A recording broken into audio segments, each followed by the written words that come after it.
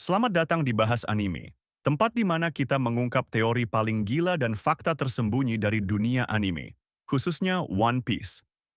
Hari ini, kita akan bahas satu topik yang nggak banyak dibicarakan, tapi bisa bikin kamu melihat dunia One Piece dari sudut pandang yang benar-benar baru. Kenapa dunia One Piece terasa begitu mirip dengan dunia nyata kita? Coba kamu pikirkan sebentar. Dunia One Piece punya struktur yang sangat spesifik. Grand Line membelah dunia secara horizontal, Red Line membentang vertikal seperti sabuk raksasa yang tidak bisa dilewati sembarangan. Kedengarannya asing, tapi juga terasa sangat familiar. Ini seperti versi fiksi dari bumi yang kita tinggali.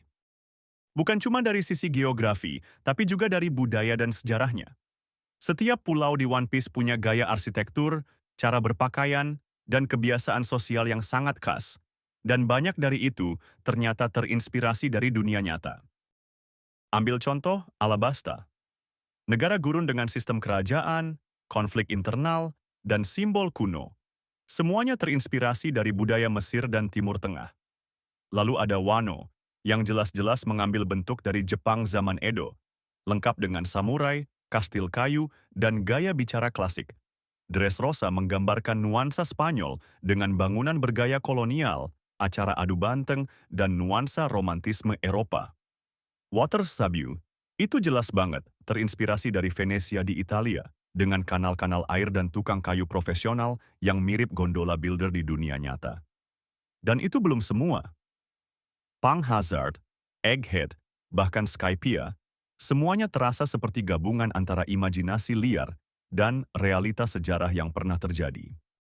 Enggak hanya budaya, politik di dunia One Piece juga punya refleksi dari kenyataan. Pemerintah dunia dalam anime ini sangat mirip dengan organisasi internasional seperti PBB, tapi dengan sistem yang rusak dan korup. Kaum naga langit, representasi dari bangsawan arogan yang merasa diri mereka di atas hukum. Lalu ada kelompok revolusioner yang ingin menggulingkan sistem, mirip dengan gerakan anti-kolonial dan revolusi dunia nyata. Dan kalau kamu perhatikan, sejarah dunia One Piece juga penuh manipulasi. Void Century adalah masa lalu yang sengaja dihapus dari catatan sejarah oleh pemerintah dunia. Ini paralel banget dengan banyak peristiwa nyata, seperti pembakaran perpustakaan Alexandria atau manipulasi sejarah oleh rezim otoriter. Seakan-akan Oda sedang menyampaikan pesan bahwa siapapun yang memegang kendali atas sejarah bisa mengontrol masa depan.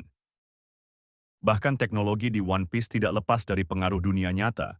Senjata kuno seperti Pluton dan Uranus digambarkan sebagai alat pemusnah massal yang luar biasa, seperti senjata nuklir dalam dunia kita. Vegapunk pun digambarkan sebagai ilmuwan jenius yang mencoba meniru teknologi dari masa lalu, mirip seperti ilmuwan modern yang mencoba mengurai rahasia peradaban kuno. Jadi bisa dibilang, dunia One Piece bukanlah dunia fantasi penuh sihir dan kebetulan, tapi cerminan nyata dari dunia kita, dibungkus dengan petualangan, humor, dan pertempuran epik. Inilah yang membuat One Piece terasa hidup, terasa relevan, dan bisa diterima oleh penonton dari berbagai belahan dunia. Jadi, menurut kamu, pulau mana di One Piece yang paling mirip dengan dunia nyata? Dan apakah menurutmu Oda sengaja menyisipkan kritik sosial dalam ceritanya? Tulis pendapatmu di kolom komentar.